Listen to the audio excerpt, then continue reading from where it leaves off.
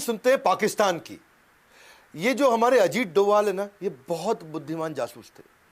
इसकी कहानी को जरा समझते हैं, पहले बैकग्राउंड देखते हैं। इंडिया में पोखरण का टेस्ट कर दिया इंदिरा गांधी ने, जैसे बाद में आगे हमारे प्रधानमंत्री वाजपेयी ने किया था। न्यूक्लियर का टेस्ट अपना हो गया, यहां पे सफल हुआ। पाकिस्तान को लगनी थी मिर्ची, उनको तकलीफ होनी थी, उन्होंने अपनी तैयारी करनी थी। तो वहां जो डॉक्टर AQ खान उनके साइंटिस्ट थे, उन्होंने चाइना और फ्रांस से मदद ली कि हम भी अपना न्यूक्लियर टेस्ट करेंगे भाई, हम भी अपने न्यूक्लियर वेपन बनाएंगे।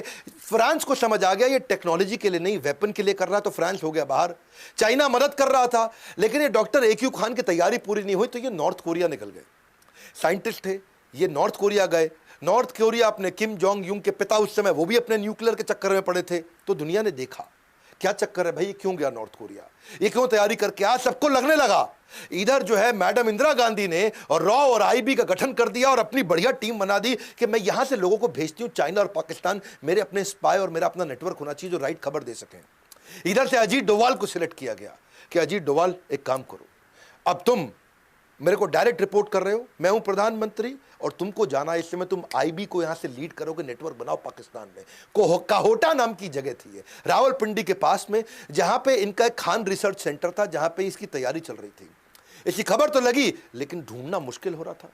अब ये अंडर कवर एजेंट वहां पहुंच गए पाकिस्तान के अंदर, वहां ढूंढने का खूब प्रयास किया, कुछ मिले नहीं वहां पे। ये काहोटा में भिखारी बन के घूम रहे थे और अपनी पूरी तैयारी कर रहे थे। इधर इंडिया के अंदर उथल पुथल हुई, इंदिरा गांधी इलेक्शन लूज कर गई क्योंकि अपना इमरजेंसी हुआ था।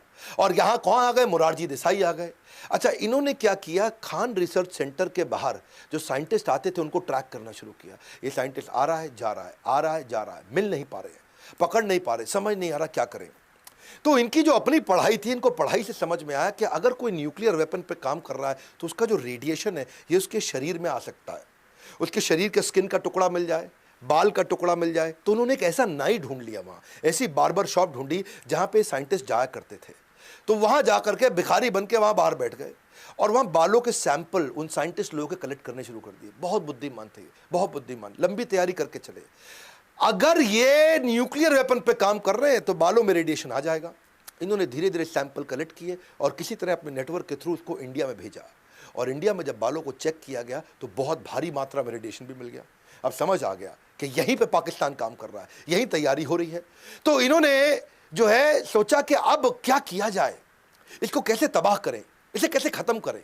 ये सोचा कि भाई अब दोबारा झगड़ा किया इनके साथ में तो अमेरिका पाकिस्तान की मदद कर देगा। तो अगर मैं इस समय अपने प्रधानमंत्री को समझाऊं उनको अटैक करें, हमारे प्रधानमंत्री मानेंगे नहीं। तो उन्होंने एक इंटेलिजेंट तरीका निकाला। इन्होंने सोचा कि मोसाद को पकड़ता हूं मैं।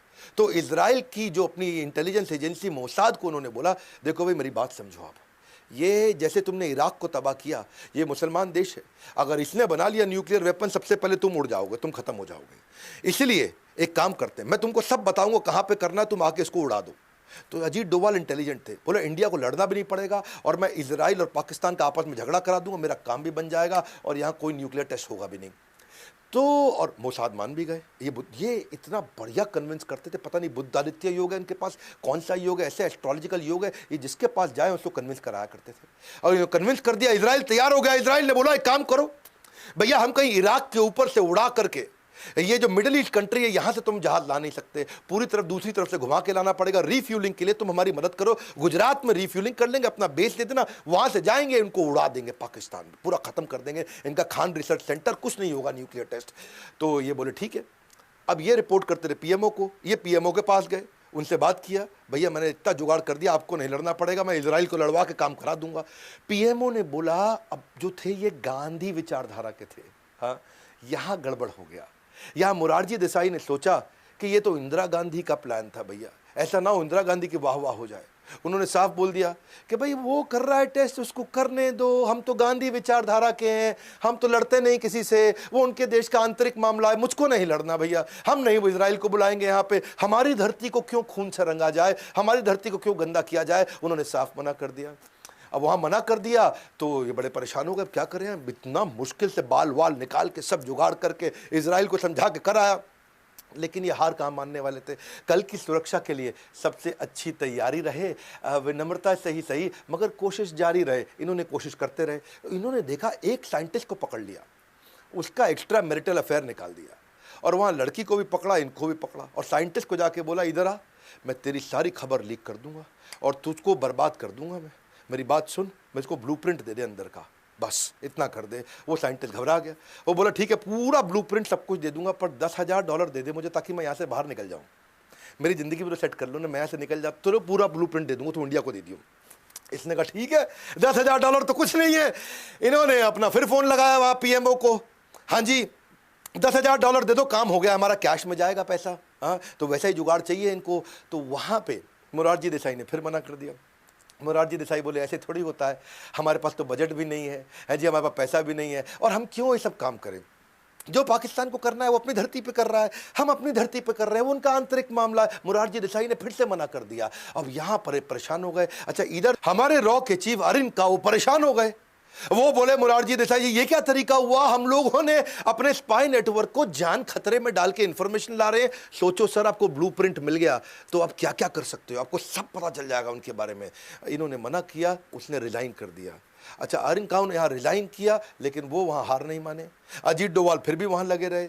अजीत डोवाल ने वहाँ और तैयारियां करी कि मैं कैसे मैं इसको नेस्ते नाबूद करूं, कैसे इसको ख़त्म करूं कैसे। पर इतने में क्या हुआ, इनके जो यहाँ पे नए राष्ट्रपति यानी कि अभी आर्मी के थे, वो आकर के प्रो डिक्टेटर जिया उल हक, उन्होंने कंट्री को, पाकिस्तान को अपने कंट्रोल में ले लिया। लेकिन वो चाहते थे आजू बाजू के देशों से रिश्ता ठीक बना रहे, थोड़े धार्मिक थे, सबसे प्रेम से बात किया करते थे। कभी श्रीलंका के प्राइम मिनिस्टर को फ़ोन करें, कभी बांग्लादेश में करें, कभी फ़ोन करें नेपाल में, तो इंडिया में फ़ोन लगाए कभी कभी। अच्छा, यहाँ पे जब मोरारजी देसाई से बात किया, मोरारजी देसाई अपने शाम को अपनी अलग आनंद में जीवन जी रहे थे, और वहाँ मोरारजी देसाई फ़ोन पे बात करते वक्त उन्होंने इनको बोल दिया, तुम क्या समझ रहे हो जिया उल हक, हमने कच्ची गोलियाँ नहीं खेली, हमें सब पता है तुम कहोटा में क्या कर रहे हो।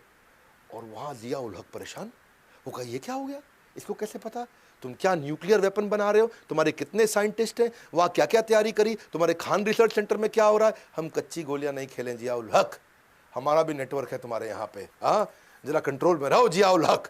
जिया उल हक परेशान। ये हमारे देश के या दुनिया के किसी भी देश के प्रधानमंत्री के द्वारा की गई लगभग सबसे बड़ी गलती थी।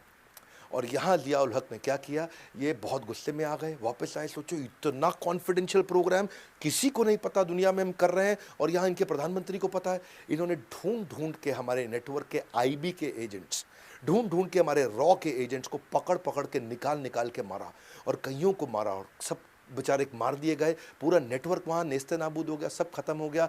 और लेकिन अजीत डोवाल चुपचाप वहाँ से निकल के भाग आए, वो इंडिया आ गए। इतना तो तबाह इनको कर दिया था कि उन्होंने इनका न्यूक्लियर टेस्ट 15 साल डिले करा दिया।